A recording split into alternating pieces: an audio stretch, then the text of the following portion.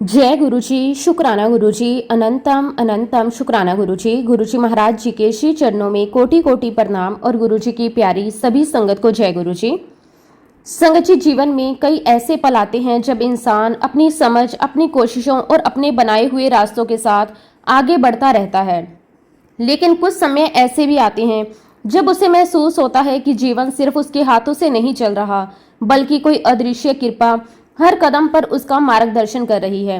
जब परिस्थितियां समझ से बाहर होने लगती हैं, जब रास्ते बंद दिखाई देने लगते हैं, जब मन हर तरफ उत्तर ढूंढते ढूंढते थक जाता है, तब गुरु कृपा इंसान को ये एहसास करवाती है कि जहां मनुष्य की सोच समाप्त होती है, वहां से आशीर्वाद का रास्ता शुरू होता है। गुरुजी महाराज जी की कृपा का स्वरूप हर व्यक्ति के जीवन में अलग हो सकता है। किसी को वो विश्वास देते हैं, किसी को वो धैर्य, किसी को सही समय पर सही दिशा और किसी को ऐसे अनुभव जो जीवन भर याद रह जाते हैं। उनकी कृपा हमेशा बड़े चमत्कारों में ही नहीं, बल्कि उन छोटी छोटी घटनाओं में भी दिखाई देती हैं, जहां इंसान को महसूस होता है कि कोई शक्ति उसके साथ खड़ी है। संगत जी, आज का सत्संग बहुत ही सुंदर, बहुत ही प्यारा सत्संग है। गुरुजी महाराज जी की बहुत ही प्यारी और ब्लेस संगत नीलू आंटी का सत्संग है।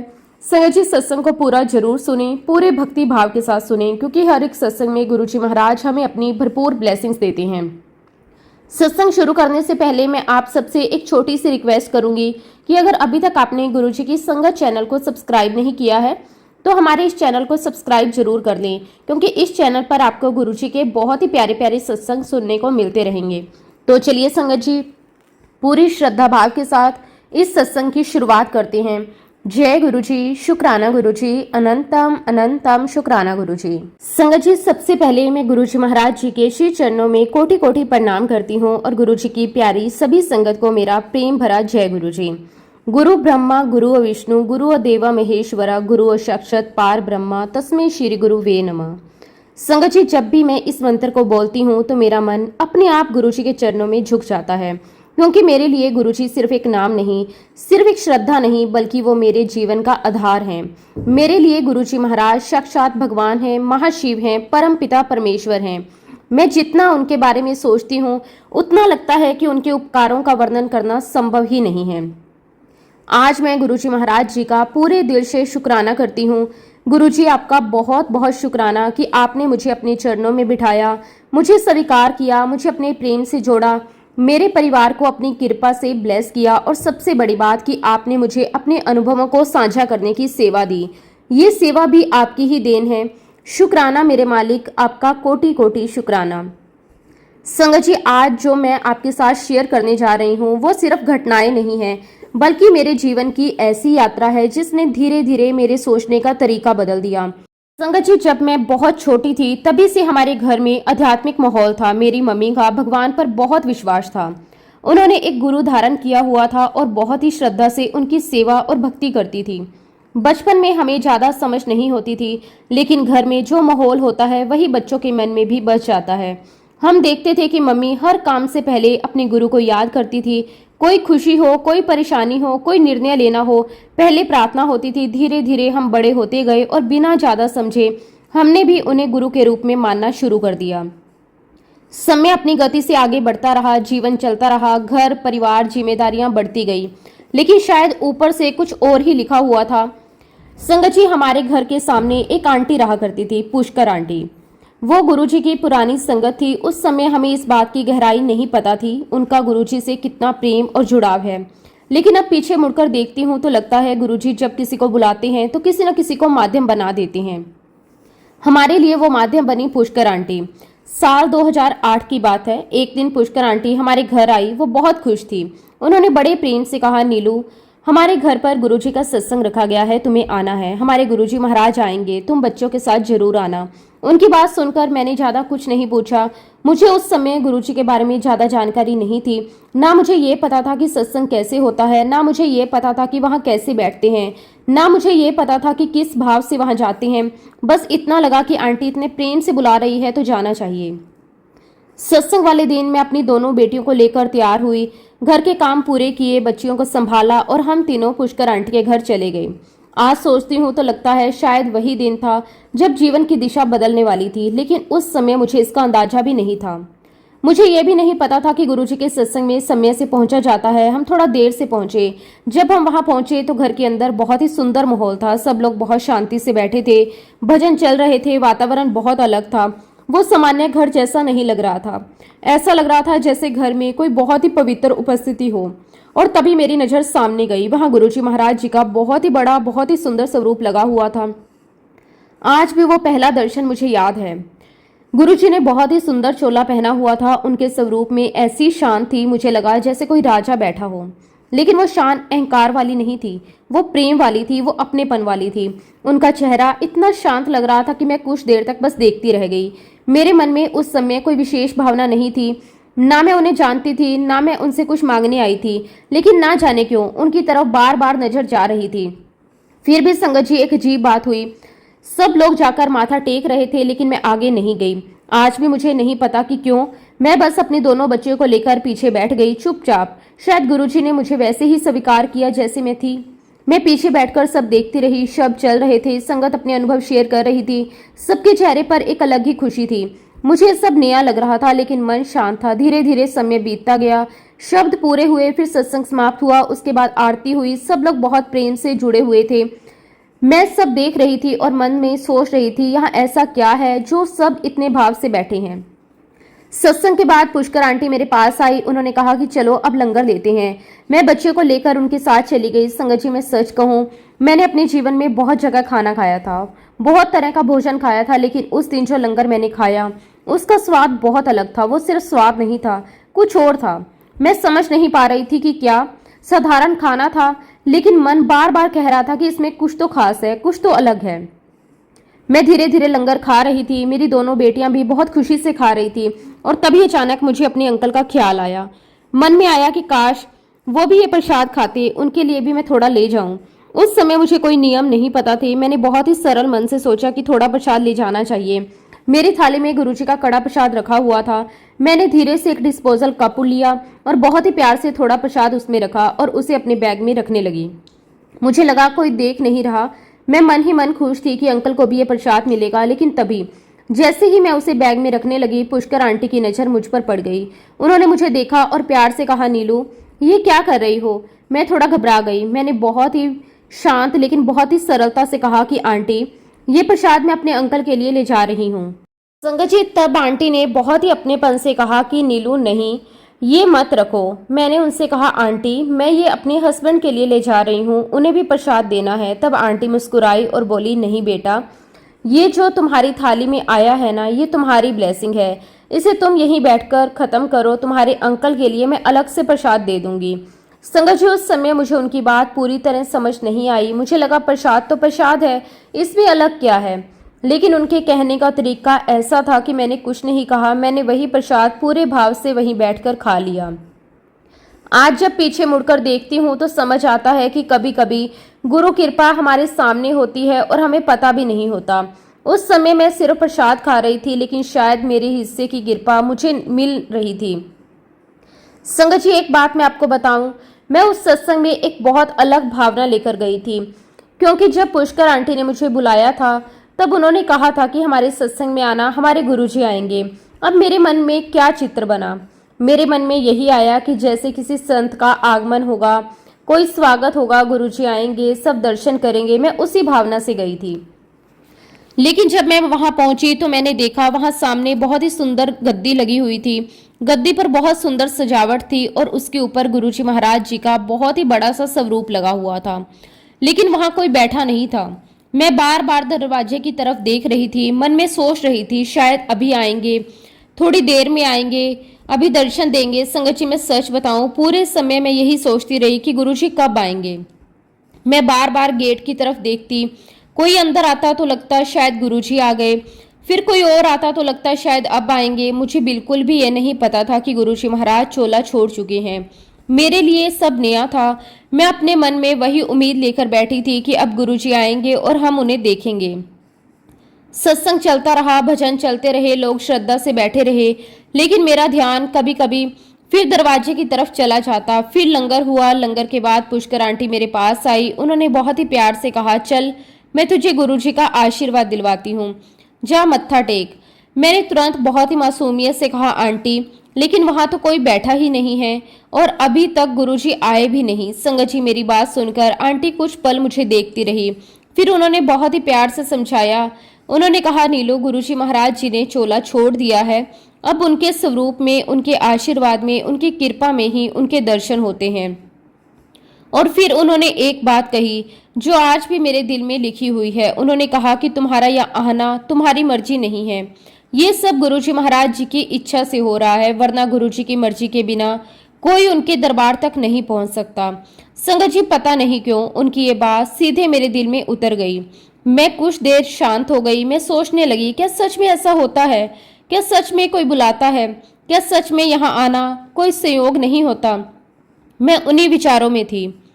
तभी पुष्कर आंटी ने सामने बैठे एक परिवार की तरफ इशारा किया। उन्होंने कहा, देख, उन अंकल को देख, उनकी 2 बेटियां थी, अब उन्हें एक छोटा सा बेटा भी हुआ है। आज वो गुरुजी की ब्लेसिंग्स लेने आए हैं। संगत जी, जैसे ही मैंने ये बात सुनी, एक पल के लिए मैं शांत हो गई। उस समय हमारे घर की स्थिति भी अलग थी। हम किराए के घर में रहते थे, हमारी 2 प्यारी बेटियां थी। मैं पूरे मन से कह रही थी, मैं वहां ये सोचकर नहीं गई थी कि मुझे कुछ मांगना है। मैं ये सोचकर नहीं गई थी कि मुझे बेटा चाहिए। मैं ये सोचकर नहीं गई थी कि कोई इच्छा पूरी करवानी है। मैं तो सिर्फ दर्शन के भाव से गई थी। लेकिन जब कोई बात हमारे सामने आती है तो मन के अंदर छुपी भावनाएं भी कभी कभी बाहर आने लगती हैं। और तभी संगत जी, लाइव भजन चल रहे थे, पूरा माहौल बहुत शांत था और अचानक एक भजन शुरू हुआ। हमने सुना है, गुरुजी तुमरी महिमा अपरंपार। संगत जी, जैसे ही वो शब्द मेरे कानों में पड़े, मेरे अंदर कुछ बदल गया। मुझे नहीं पता कि क्यों, लेकिन मेरी आंखों से अपने आप आंसू बहने लगे। मैं रोना नहीं चाहती थी, फिर भी आंसू रुक नहीं रहे थे। मैं खुद समझ नहीं पा रही थी कि ऐसा क्यों हो रहा है। और तभी मेरे मन के अंदर बहुत ही गहरी भावना आई। मैंने सोचा, दुनिया में शायद ऐसा होता ही है। जिनके घर बेटियां होती हैं, कई बार उनके मन में बेटे की इच्छा आ जाती है, और जिनके बेटे होते हैं उन्हें बेटे की चाहत होती है। शायद ये मन का स्वभाव है। और उसी भाव में मैं रोते रोते मन ही मन गुरुजी से बात करने लगी। मैंने कहा कि गुरुजी महाराज, मैं आपके दरबार में कुछ मांगने नहीं आई हूँ। मैं कोई इच्छा लेकर नहीं आई। मैं तो सिर्फ आपके दर्शन करने आई थी। और सच कहूँ, वो भी मुझे नहीं मिले।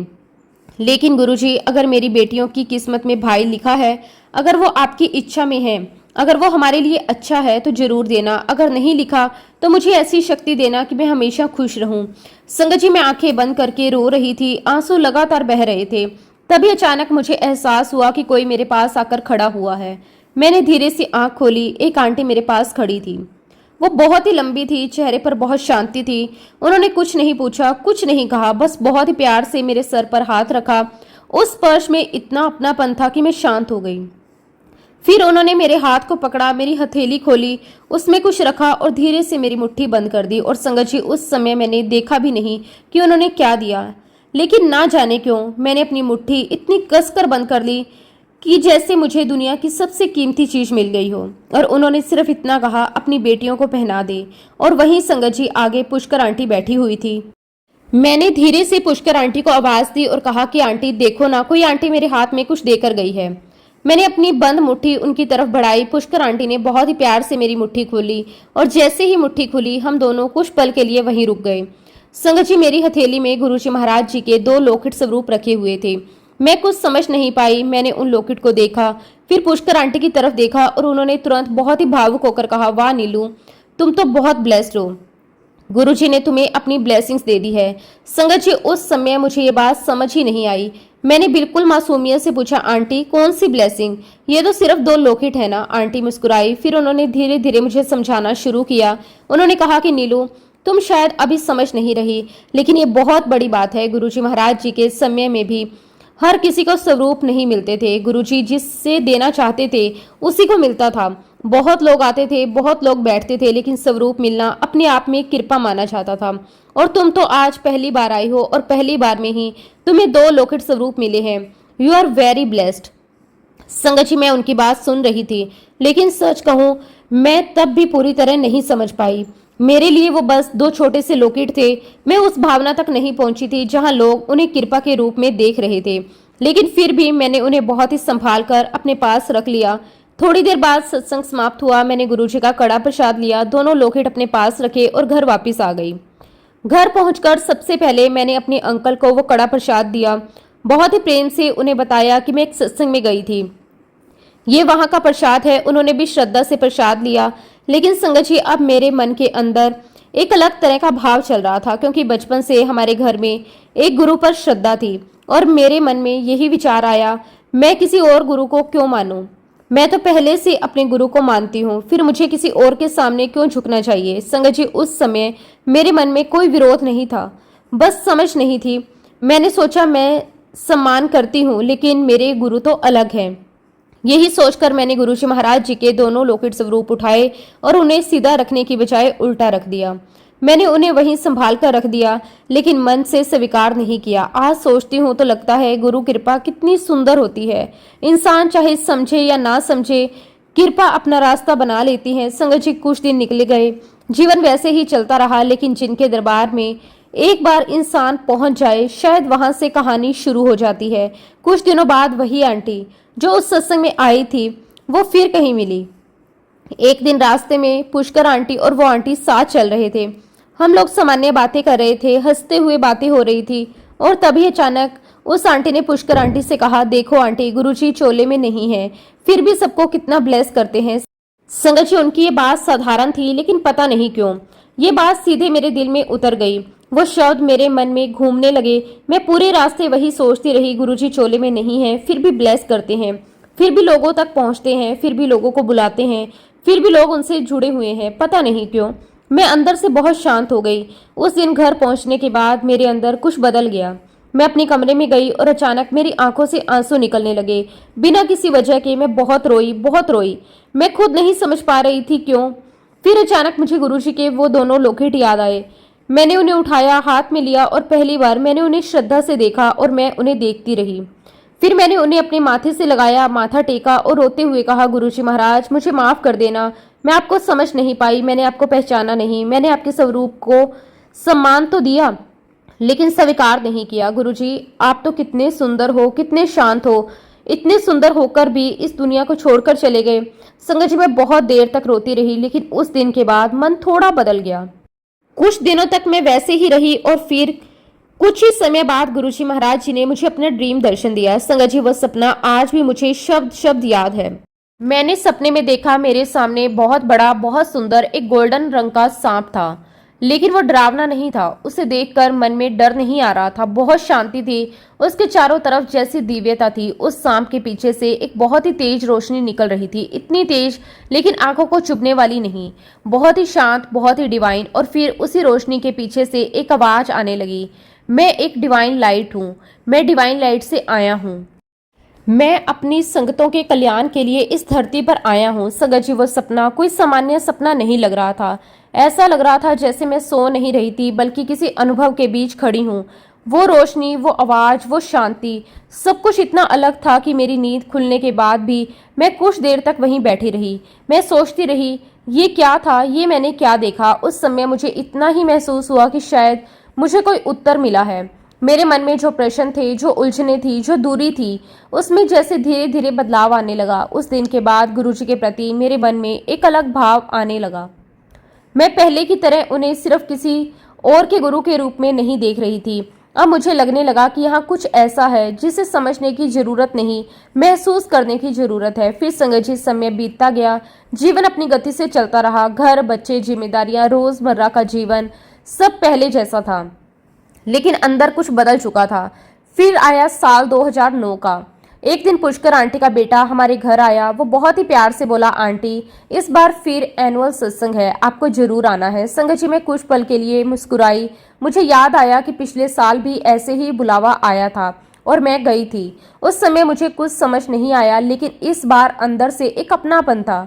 मैंने बिना सोचे कहा, हाँ, हम आएंगे, और फिर हम सत्संग में गए। संगत जी, मैं आज भी कहती हूँ, जब पीछे मुड़कर देखती हूँ तो लगता है कि जीवन की घटनाएं अलग अलग नहीं थी, सब कहीं ना कहीं जुड़ती चली जा रही थी।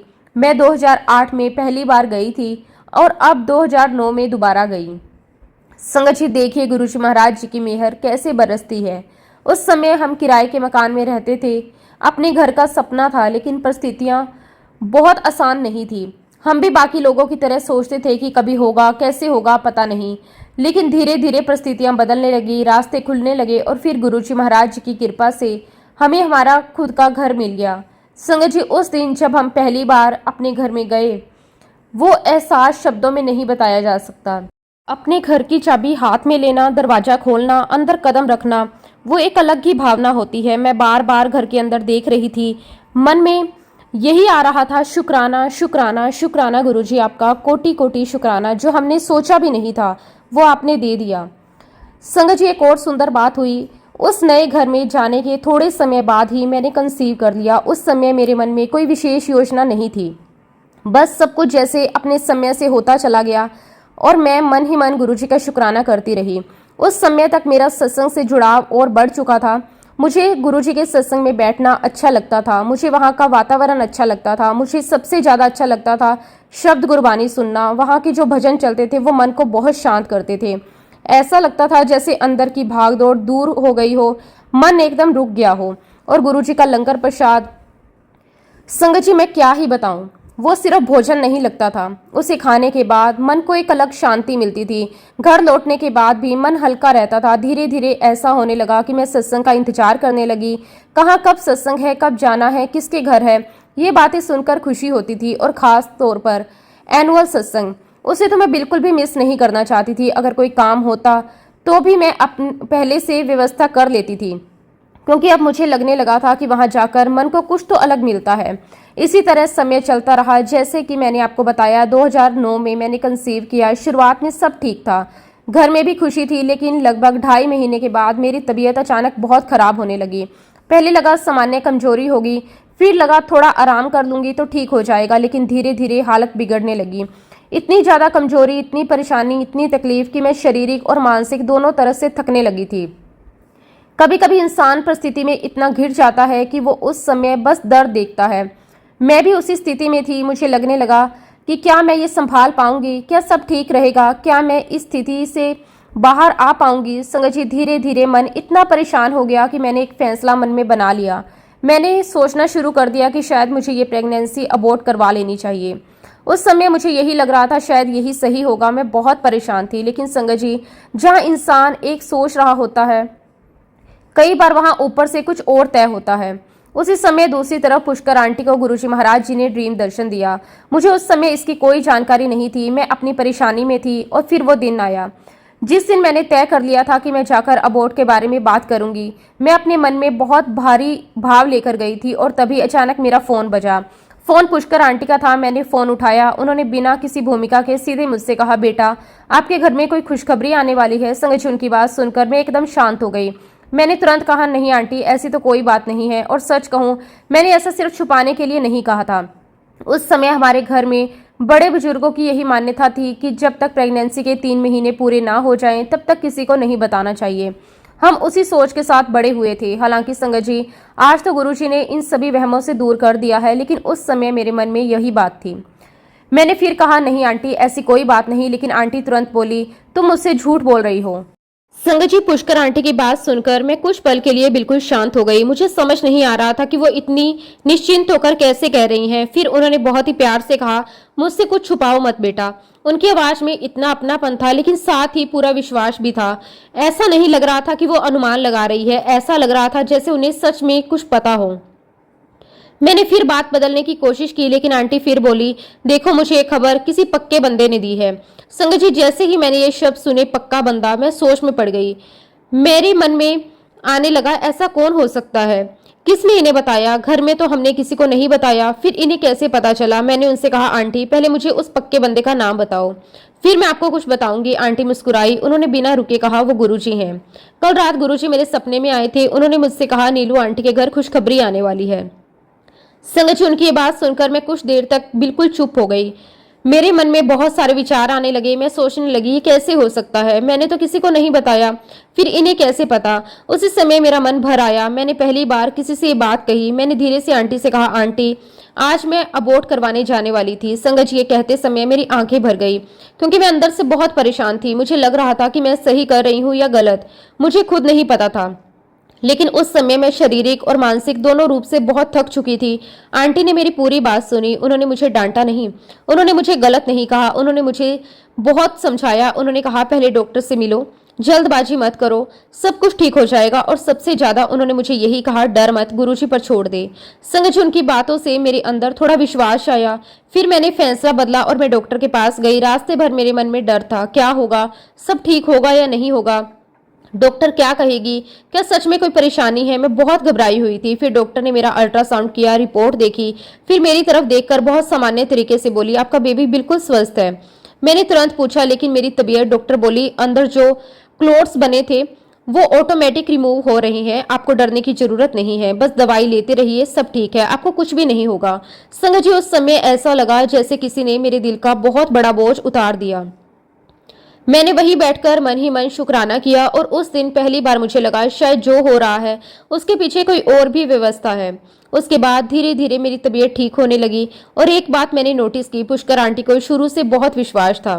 वो बार बार कहती थी, देखना तुम्हें बेटा होगा। संगत जी, मैं हमेशा उन्हें यही कहती, आंटी मैंने कुछ नहीं मांगा, मैंने गुरुजी से कभी बेटा नहीं मांगा, जो देंगे वही स्वीकार है। लेकिन आंटी फिर मुस्कुरा देती, वो कहती जो होगा अच्छा होगा। और वाकई में ही समय आया और गुरुजी महाराज जी के आशीर्वाद से मुझे बेटा हुआ। संगत जी, 2010 में हमारे घर बेटा आया। उस समय घर में बहुत खुशी थी, सब बहुत भावुक थे और मैं और मेरे अंकल उसे लेकर एनुअल सत्संग में माथा टिकाने गए। लेकिन संगत जी, मैं एक बात सच सच बताना चाहती हूँ, उस समय तक भी मैं गुरुजी को पूरी तरह नहीं मानती थी। उनके प्रति सम्मान था, जुड़ाव था, लेकिन वो गहरा विश्वास नहीं बना था। मैं उस समय भी अपने ही गुरु को मानती थी। और मेरे बेटे के होने के बाद जब मेरा जन्मदिन आया तो मैंने अपने गुरुजी का सत्संग रखा। सब तैयारियां चल रही थी, घर में लोग आए हुए थे, सत्संग का माहौल था। लेकिन इसी बीच एक बात मैं आपको बताना चाहती हूँ, जब मैंने कंसीव किया था तब ना जाने क्यों मेरे मन में एक विचार आया था। मैंने मन ही मन कहा था, गुरुजी अगर मुझे बेटा होगा तो आपका जो लंगर है, जो मुझे बहुत अच्छा लगता है, जो मुझे बहुत डिवाइन लगता है, मैं उसमें अन्नदान करूंगी। मैंने ये बात किसी को नहीं बताई थी, बस मन में कही थी और समय निकल गया और मैं भूल भी गई। फिर वो जन्मदिन वाला दिन आया, घर में सत्संग चल रहा था, सब ठीक था और मेरा बेटा सोफे पर बैठा हुआ था। अचानक पता नहीं कैसे वो नीचे गिर गया। उसके सर पर चोट लगी और कुछ ही पल में उसके कपड़े खून से भर गए। और संगत जी, उस समय मैं बहुत डर गई, मैं घबरा गई। उसे देखकर मेरे हाथ कांपने लगे और तभी अचानक मुझे वो बात याद आई जो मैंने मन ही मन कही थी। मुझे याद आया मैंने अन्नदान की बात कही थी। संगत जी, पता नहीं क्यों उस समय मेरे मन में वही बात आई। मैंने तुरंत पुष्कर आंटी को फोन किया, सारी बात बताई और कहा, आंटी मुझे अन्नदान करना है। आंटी ने कहा बहुत प्यार से, ऐसा कोई दान मंदिर में एक्सेप्ट नहीं होता, आपकी जो श्रद्धा और भक्ति है आप वो कर सकती हैं, सेवा भाव रखो, बस वही काफी है। संगत जी, समय बीतता रहा, जीवन चलता रहा, लेकिन गुरुजी महाराज जी का बुलावा नहीं आया। मैं जा ही नहीं पा रही थी। और वैसे भी संगत जी, जब तक गुरुजी महाराज जी का हुक्म ना हो हम वहां कदम भी नहीं रख सकते। और इसी तरह एक रात मुझे गुरुजी महाराज जी के ड्रीम दर्शन हुए। संगत जी, वो सपना आज भी मेरे मन में बिल्कुल साफ है। मैंने सपने में देखा कि मैं एक ऐसे रास्ते पर चल रही हूँ जो बहुत अलग था। वो कोई सामान्य रास्ता नहीं था, चारों तरफ ऊंची ऊंची पहाड़ियां थी, वातावरण बहुत शांत था, वहां कोई शोर नहीं था, बस एक बहुत ही गहरा सुकून था। ऐसा लग रहा था जैसे मैं किसी ऐसी जगह जा रही हूँ जहां पहुंचने के बाद मन को उत्तर मिल जाएगा। मैं धीरे धीरे उस रास्ते पर आगे बढ़ रही थी। मुझे ये नहीं पता था कि मैं कहाँ जा रही हूँ, लेकिन अंदर से ऐसा लग रहा था कि मुझे रास्ता पता है, जैसे कोई मुझे बुला रहा हो, जैसे कोई मुझे वहां तक ले जा रहा हो। मैं चलती रही और फिर कुछ देर बाद मैं एक मंदिर जैसे स्थान पर पहुंची। संगत जी, जैसे ही मैं वहां पहुंची सबसे पहले मेरी नजर सीधे लंगर हॉल पर गई। वो दृश्य बहुत ही सुंदर था, बहुत ही बड़ी जगह थी, चारों तरफ शांति थी, संगत आमने सामने बैठी हुई थी, सबके सामने थालियां लगी हुई थी, सब बहुत प्रेम से प्रसाद ग्रहण कर रहे थे। और पता नहीं क्यों मेरा ध्यान सीधे उन थालियों की तरफ गया। मैंने देखा कि हर थाली में एक जैसा प्रसाद रखा हुआ था। उसमें चना प्रसाद था, लड्डू प्रसाद था, चटनी प्रसाद थी और चपाती प्रसाद थी। संगत जी, वो दृश्य इतना स्पष्ट था कि आज भी मैं उसे याद कर सकती हूँ। सभी लोग बहुत प्रेम से बैठकर प्रसाद खा रहे थे, कोई जल्दी नहीं थी, कोई शोर नहीं था, सिर्फ एक शांति थी। मुझे ऐसा लग रहा था कि मैं भी उसी वातावरण का हिस्सा हूँ। कुछ देर तक मैं वहीं खड़ी रही, फिर सपना समाप्त हो गया। सुबह जब मेरी आंखें खुली तो मैं कुछ देर तक शांत बैठी रही। मुझे ये सपना बहुत अलग लगा, लेकिन मैंने ज्यादा ध्यान नहीं दिया। समय निकलता गया। फिर एक दिन ऐसा आया जब गुरुजी महाराज जी का हुक्म हुआ। इस बार मैं पुष्कर आंटी के साथ बड़े मंदिर गई। संगत जी, मैं पहली बार उस अनुभव को वास्तविक रूप से जीने जा रही थी। हम यात्रा करके वहां पहुंचे। मैं मन में बहुत भाव लेकर गई थी, लेकिन मुझे नहीं पता था कि वहां जाकर मुझे क्या महसूस होगा। जब मैं अंदर गई तो सबसे पहले मैं लंगर हॉल की तरफ गई और संगत जी उस पल में कुछ सेकंड के लिए वहीं रुक गई। मेरी आंखें खुली रह गई। मुझे अपने सपने की याद आ गई, क्योंकि वहां मेरे सामने वही दृश्य था, वही व्यवस्था, वही बैठी हुई संगत, वही थालियां। और जब मैंने ध्यान से देखा तो लंगर की थालियों में वही प्रसाद था, चना प्रसाद, लड्डू प्रसाद, चटनी प्रसाद और चपाती प्रसाद। संगत जी, मैं कुछ पल तक कुछ बोल ही नहीं पाई। मैं बार बार अपने मन में वही सपना याद करती रही।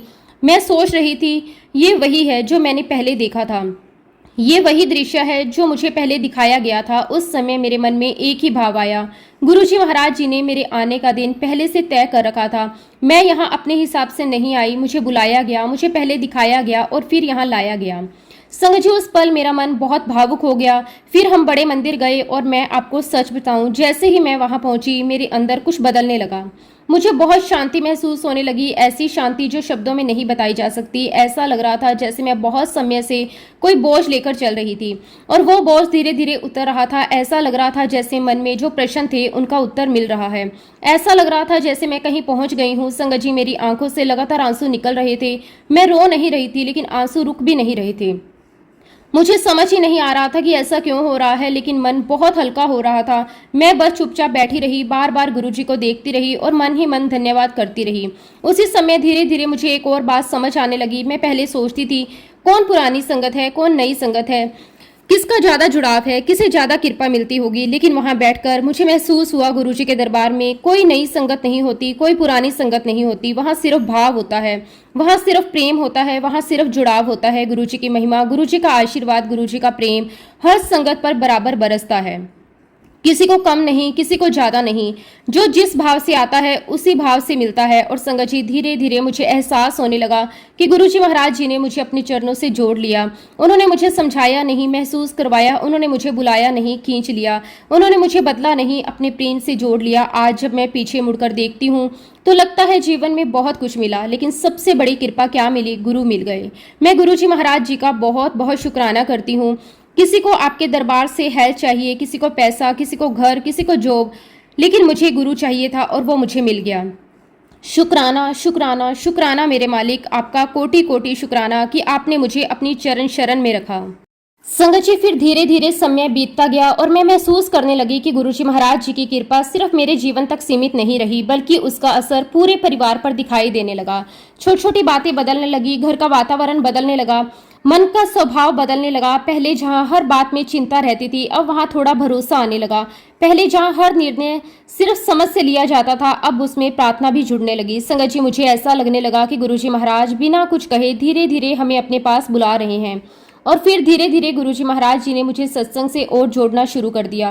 पहले मैं सिर्फ कभी कभी जाती थी, फिर ऐसा हुआ कि मैं मंथली सत्संग से जुड़ गई, फिर कुछ समय बाद वीकली सत्संग से भी जुड़ गई। और संगत जी, उस समय के लिए ये सब बहुत नया था, लेकिन पता नहीं क्यों हर सत्संग के बाद ऐसा लगता जैसे कुछ छूट गया और फिर अगली बार जाने का मन करने लगता था। पुष्कर आंटी के यहाँ एनुअल सत्संग होता था, शर्मा अंकल के यहाँ मंथली सत्संग होता था और शिव अंकल के वहाँ वीकली सत्संग होता था। धीरे धीरे मैंने ये सब अटेंड करना शुरू कर दिया। शुरुआत में मैं सिर्फ बैठती थी, लोगों को सुनती थी, समझती थी। फिर धीरे धीरे मन जुड़ने लगा। संगत जी, मुझे सबसे ज्यादा जो चीज छूने लगी वो थी शब्द गुरबानी। पहले मैं सिर्फ सुनती थी, फिर सुनते सुनते उसका इंतजार करने लगी और फिर ऐसा हुआ कि शब्द शुरू होते और मैं बाकी सब भूल जाती। कई बार ऐसा लगता जैसे भजन बाहर नहीं अंदर चल रहे हो। कई बार कोई एक लाइन पूरे दिन मन में चलती रहती। धीरे धीरे ऐसा समय आ गया कि मुझे शब्द गुरबानी में इतना रस आने लगा कि मैं उसमें खोने लगी। मुझे समझ नहीं आया कब ये बदलाव आया, लेकिन मैं महसूस करने लगी कि जो शांति मुझे यहाँ मिलती है वो कहीं और नहीं मिल रही। इसी तरह धीरे धीरे जिन गुरु को मैंने पहले माना था उनके सत्संग में जाना कम होता गया और मैं किसी विरोध में नहीं मैंने छोड़ा। बस मन अपने आप वहाँ से हटकर यहाँ टिकने लगा। मुझे शब्द गुरबानी में आनंद आने लगा, मुझे बैठने में अच्छा लगने लगा, मुझे सुनने में अच्छा लगने लगा और धीरे धीरे मेरा मन पूरी तरह जुड़ने लगा। एक बार की बात है, हम एक सत्संग में गए हुए थे। बहुत ही सुंदर माहौल था, संगत बैठी हुई थी, शब्द चल रहे थे। फिर सत्संग शुरू हुआ। वहाँ एक अंकल अपना अनुभव साझा कर रहे थे। उन्होंने जो बताया उसे सुनकर पूरा माहौल शांत हो गया। अंकल ने कहा, एक समय ऐसा आया जब मेरी डेथ हो गई थी। उन्होंने बताया कि उनकी स्थिति इतनी गंभीर हो गई कि लोगों ने उन्हें मृत मान लिया गया। यहाँ तक कि उनकी डेड बॉडी को अंतिम तैयारियों के लिए बांधने तक की तैयारी हो रही थी। लेकिन फिर उन्होंने कहा, गुरुजी महाराज जी ने मुझे वापस भेज दिया। उन्होंने कहा, मैं गुरुजी को नहीं मानता था, मेरे मम्मी पापा मानते थे, लेकिन मैंने कभी विशेष ध्यान नहीं दिया। लेकिन जब मुझे जीवन वापस मिला तब मुझे समझ आया कि मुझे दूसरा अवसर क्यों मिला। उसके बाद मैं गुरुजी महाराज जी से जुड़ गया। संगत जी, ये सत्संग सुन रही थी जब मैं, तो मेरी आंखों से अपने आप आंसू आने लगे। मुझे पता नहीं क्यों इतना भाव आ रहा था। मैं उस अंकल को देख रही थी, उनकी आवाज़ सुन रही थी और मेरे अंदर बहुत कुछ चल रहा था। मैं सोच रही थी कैसे किसी का जीवन बदल जाता है और कैसे कोई अनुभव इंसान को अंदर से बदल देता है। संगत जी, उसी समय मेरी नज़र कमरे के कोने में गई। जिस आंटी के घर सत्संग था, उनके घर के कैबिनेट पर बहुत सारे गुरुजी के स्वरूप रखे हुए थे, बहुत ही सुंदर तरीके से सजाए हुए थे, फूल रखे हुए थे, दीपक था। और ये सब देखकर पता नहीं क्यों मेरे अंदर एक भावना आई।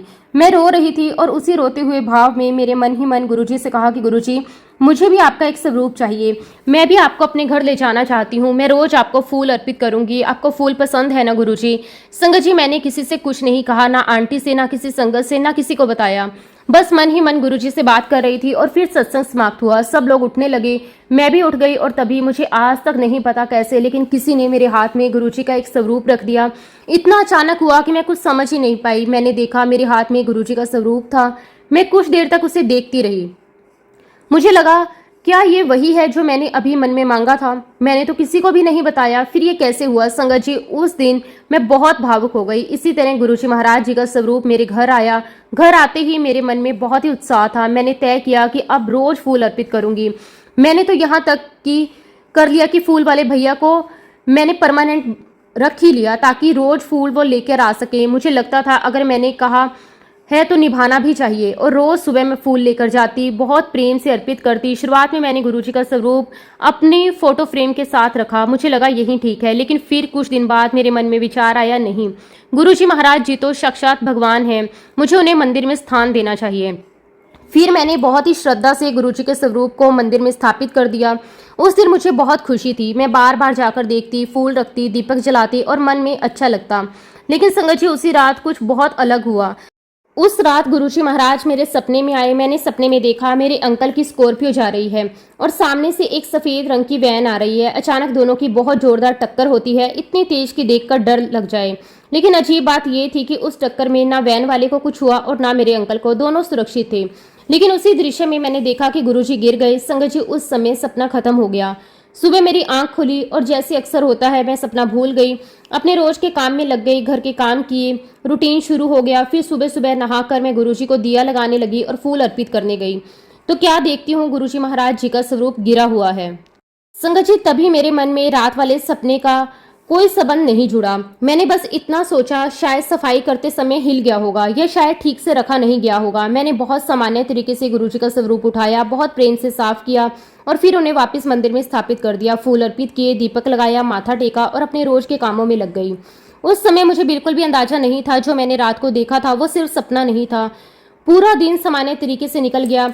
मैं घर के काम करती रही, मन भी सामान्य था। फिर शाम हुई और रोज की तरह मेरे अंकल घर वापस आए। लेकिन जैसे ही मैंने उन्हें देखा मुझे लगा कुछ ठीक नहीं है। उनका चेहरा बहुत ही बदला हुआ लग रहा था। उनके कपड़े पूरे पसीने से भीगे हुए थे, चेहरे पर घबराहट थी, वो सामान्य नहीं दिख रहे थे। मैंने तुरंत पूछा, क्या हुआ, आप ऐसे क्यों लग रहे हो, सब ठीक है ना? तब मेरे हस्बैंड ने कुछ पल चुप रहकर कहा, आज मेरी गाड़ी और एक वैन की टक्कर हो गई थी।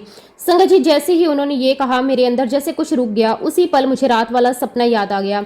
वही स्कॉर्पियो, वही सफेद वैन, वही टक्कर, वही दृश्य। मैं कुछ पल के लिए बिल्कुल शांत हो गई। मैंने उनसे पूछा, क्या हुआ था, कैसे हुआ? उन्होंने बताया, अचानक सामने से वैन आई और टक्कर हो गई, लेकिन भगवान का शुक्र है किसी को कुछ नहीं हुआ। संगत जी, ये सुनते ही मेरे मन में रात वाला पूरा सपना फिर से चलने लगा और उसी समय मुझे एक और बात याद आई। सुबह मंदिर में गुरुजी महाराज जी का स्वरूप गिरा हुआ मिला था। उस समय मेरे अंदर बहुत ही गहरा भाव आया। मैं सोचने लगी, कल रात सपने में भी गुरुजी गिरे थे, सुबह स्वरूप भी गिरा मिला और आज दुर्घटना भी हो गई, लेकिन किसी को कुछ नहीं हुआ। उस समय मेरे मन में यही भाव आया, गुरुजी महाराज जी ने मेरे अंकल और उस वैन वाले को सुरक्षित रखा। हालांकि संगत जी, हमारी गाड़ी का पूरा बम्पर डैमेज हो गया था, लेकिन इंसानों को कुछ नहीं हुआ। उसी समय मेरे मन में इसे गुरु कृपा ही समझा। मुझे ऐसा लगा जैसे गुरुजी ने पहले संकेत दिया, फिर हमें सुरक्षित रखा। उस दिन मैंने बहुत देर तक मंदिर में बैठकर धन्यवाद किया। बहुत देर तक मन में यही भाव आता रहा, शुक्राना मेरे मालिक, आपका कोटि कोटि शुक्राना। संगत जी, उस घटना के बाद मेरा विश्वास और भी गहरा होने लगा।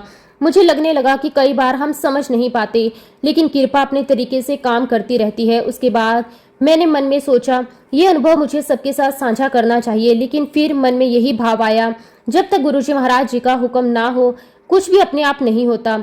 और मैंने इंतजार किया और फिर कुछ समय बीत गया और जीवन फिर सामान्य चलने लगा। लेकिन इस बार एक नई बात शुरू हुई। मेरे दांतों में बहुत दर्द होने लगा। शुरुआत में लगा सामान्य होगा, फिर दर्द बढ़ता गया। कभी ठंडा लगता, कभी गर्म लगता, कभी अचानक दर्द उठता। धीरे धीरे परेशानी बढ़ने लगी। लोग कहते डॉक्टर के पास जाओ, दवाई लो, लेकिन पता नहीं क्यों उस समय मेरा मन हर बार सत्संग की तरफ चला जाता। संगत जी, मैं एक बात साफ कहना चाहती हूँ, मैं सत्संग इसलिए नहीं जाती थी कि कोई चमत्कार हो जाए।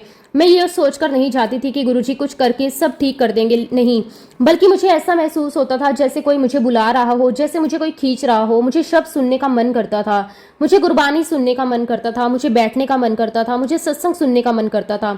और धीरे धीरे ये सब मेरे लिए एक आकर्षण नहीं बल्कि एक अपनापन बन गया। ऐसे ही एक दिन फिर सत्संग में गई। सब सामान्य चल रहा था, शब्द हुए, सत्संग हुए और फिर अंत में आंटी ने मुझे जल प्रसाद दिया। मैंने बहुत श्रद्धा से लिया। जैसे ही मैंने एक चम्मच जल प्रसाद पिया, संगत जी, मुझे कुछ बहुत ही अलग महसूस हुआ। ऐसा लगा जैसे उस जल में बहुत सारे गुलाब हों, एकदम ताजे गुलाब, इतनी सुंदर खुशबू, इतनी हल्की, इतनी सुक्त।